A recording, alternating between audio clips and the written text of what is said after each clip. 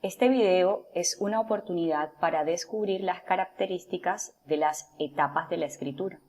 Ustedes han adelantado parte de ese ejercicio respondiendo a unas preguntas que serán el punto de partida para entender mejor cuáles son esos momentos por los que transita el niño para aprender a escribir. Formalmente, las etapas de desarrollo de la escritura tienen unos nombres, pero el documento que leímos hizo el ejercicio de presentar unas denominaciones distintas, que guardan directa relación, pero que se acomodan a la manera en la que el autor quiso presentar las ideas. Formalmente, esas etapas tienen estos nombres. Etapa número 1 se denomina indiferenciada. Etapa 2, etapa diferenciada. Etapa 3, etapa de exigencia de variedad y cantidad. Etapa 4, etapa silábica. Y por último tenemos la etapa alfabética. La primera pregunta que desarrollaron fue: ¿cuál era la visión que se tenía de la escritura hace muchos años? Nosotros vivimos la oportunidad de aprender a leer y escribir con maestras que tenían una visión algo distante, en algunos casos, de la nueva manera de aprender a leer y escribir. Esas maestras desconocían el nuevo enfoque que desde hace unos 30 años hacia acá viene siendo determinante para que los maestros enseñemos a leer y escribir. Ese enfoque se denomina enfoque comunicativo del lenguaje y nos invita a enseñar el escribir concibiendo este proceso desde dos líneas que siempre deben estar unidas. La primera línea es el dominio de la actividad gráfica y la segunda línea es la aplicabilidad o sentido de ese dominio de la actividad gráfica, que es la creación de textos. En esta primera parte del seguimiento hemos centrado nuestra mirada frente a esta línea. En las clases por venir centraremos nuestra atención en este segundo aspecto. Pero, remontándonos a la pregunta, hace algunos años los maestros que enseñaban a leer y escribir se centraban solo en el dominio de la actividad gráfica, animando al niño a que desarrollara el dominio de sus habilidades motrices, de su coordinación oculomanual y motricidad fina para que lograra trazar de manera clara y legible las letras, sin motivar al niño a descubrir que a través de esos trazos y que a través de esas letras él podía crear textos y a través de ellos manifestar lo que sentía, lo que pensaba, lo que era. Se olvidaba entonces el acto de escribir como un acto de creación y se centraba ese acto de escribir como si fuese un acto mecánico, un acto de repetición de signos gráficos. Ahora bien, tenemos la segunda pregunta. ¿Cuáles son los supuestos básicos que el niño trae a la escuela sobre la escritura? Muchas habrán dicho que el niño sabe agarrar el lápiz, algunas tal vez habrán respondido que el niño sabe escribir porque la mamá lo enseñó, o tal vez otras habrán contestado que un supuesto conocimiento o noción que el niño lleva a la escuela es que cuando se escribe se comunica algo. Tal vez sus respuestas fueron diversas, pero es importante tener claro lo siguiente. El niño llega a la escuela con 5 supuestos básicos. Bien, supuestos son aquellos conocimientos que he construido a partir de la experiencia y que todavía no he confirmado. Supuestos viene de la palabra suposición. Los supuestos serán entonces conocimientos o nociones que el niño lleva y que a lo largo de su recorrido por la escuela fortalecerá, y el primero de ellos es el de la mano. Nadie le enseña al niño que se escribe con la mano. Él descubre que escribe con la mano al ver a su mamá o al ver a los adultos que le circundan tomando un objeto, un bolígrafo, un lápiz y empezar a hacer trazos sobre el papel con su mano. Es por eso que cuando invitamos a los niños a escribir, los niños no se acomodan el lápiz en la oreja o se lo acomodan en la boca. Ellos saben que si vamos a escribir, debemos hacerlo con la mano. El segundo supuesto es que para poder escribir debemos tener un objeto o un elemento que pueda dejar huella, que pueda dejar marca. Y por eso veremos a los niños intentar escribir con cualquier tipo de elemento. desde una crayola hasta un vidrio, porque ellos descubren que estos elementos van a dejar huella en la superficie que quieran utilizar para escribir. El tercer supuesto es que siempre se escribe sobre una superficie. El niño entiende que para escribir usa su mano, usa un objeto, pero necesita una superficie donde pueda manipular ese objeto y dejar la huella que quiere dejar. Y podemos darnos cuenta que ellos escriben en la pared, que escriben en el piso, que escriben en su propia piel, que escriben en el papel, que pueden escribir en cualquier parte porque ellos están descubriendo esa condición de la escritura. Como cuarto aspecto o supuesto, tenemos que los niños a lo largo de los 3 o 4 años descubren que esos trazos comunican algo.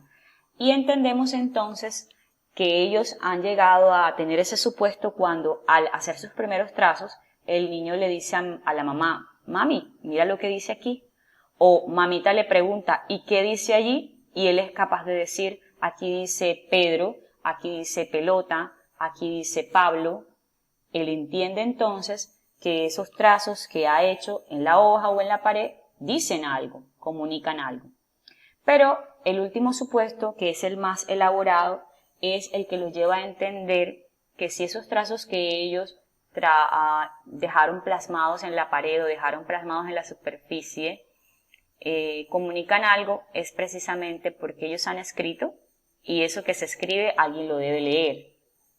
Cuando el adulto empieza a cuestionar al niño acerca de que allí no dice su nombre o allí no dice lo que él está manifestando que dice, como por ejemplo la palabra te quiero en medio de garabatos, está generando entonces en el niño la reflexión y la necesidad de conocer cuáles son las grafías que sí dicen o que sí comunican lo que él está expresando a mamá o a papá o al adulto que lo rodea. Ahora bien, tenemos la tercera pregunta. ¿Qué diferencia hay entre dibujo y escritura? El documento nos refería a algunas ideas. Pues es claro que, en primera instancia, si nos remontamos a este ejemplo, podemos ver que en el dibujo de la flor, lo que ha plasmado el niño será una representación que se parece al objeto real. La flor que vemos dibujada se parece a la flor real, pero la palabra flor no se parece al objeto real. Y debemos entender otra condición importante. El dibujo es una expresión libre. La escritura está condicionada por unas normas o unas reglas. Yo puedo dibujar la flor como me apetezca, pero no puedo escribir flor colocando en el orden que yo quiera las letras o la cantidad de letras que yo quiera. No.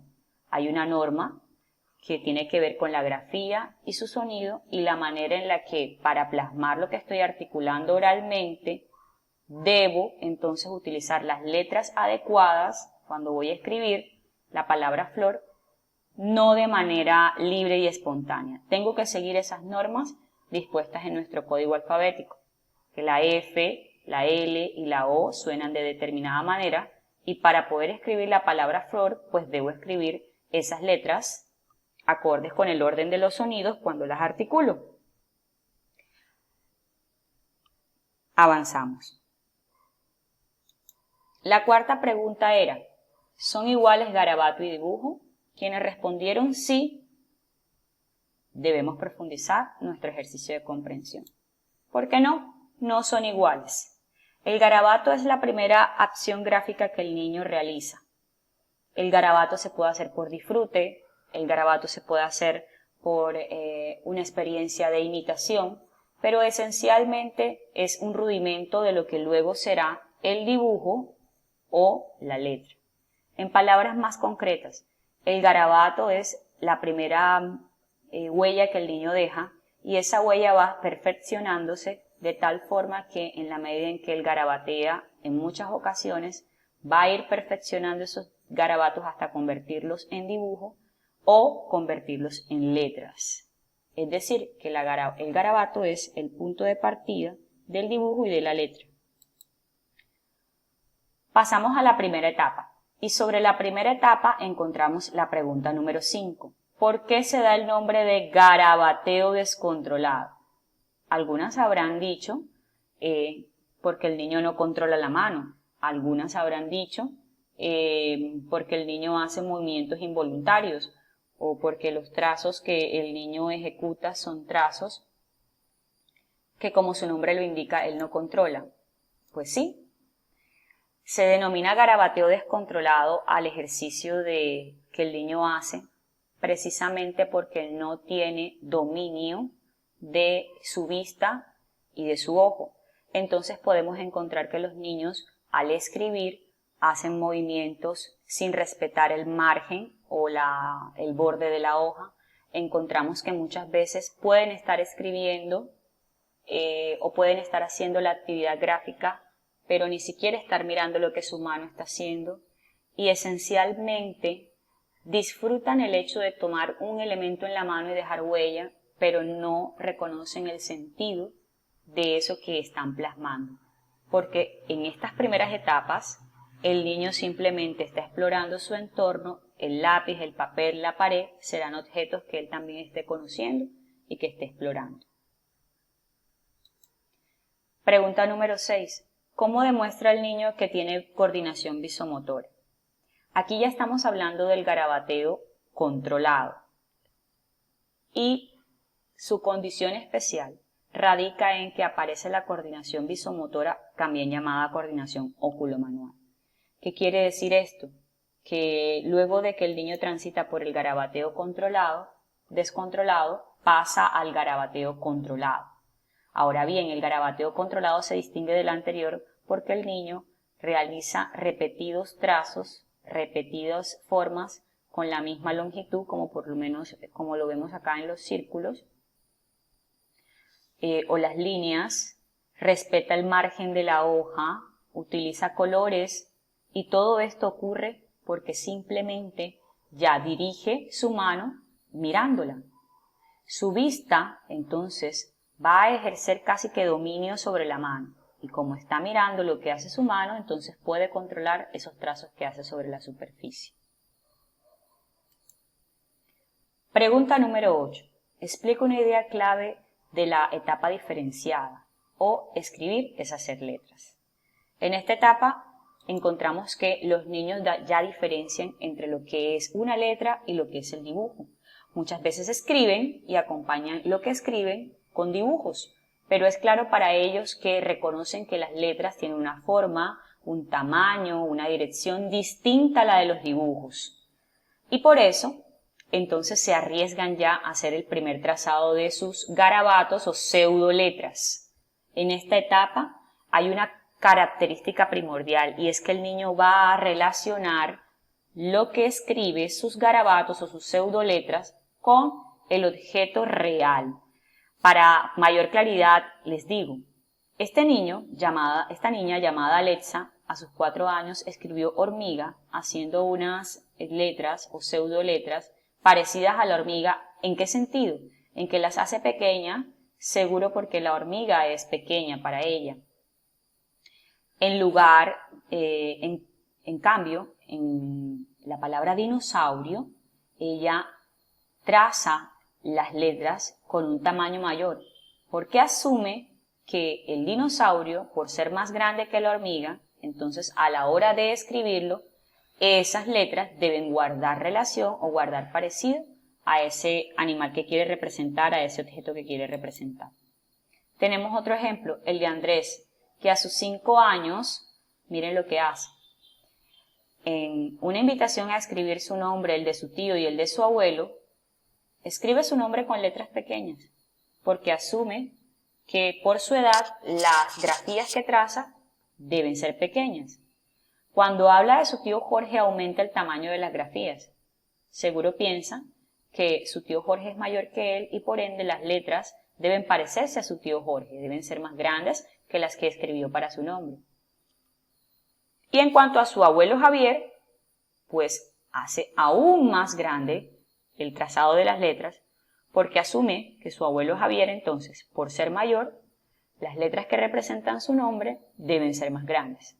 Volvemos a la idea, el niño relaciona el trazado de las letras con las características del elemento que quiere representar. En este caso, a personas, trazo las letras asumiendo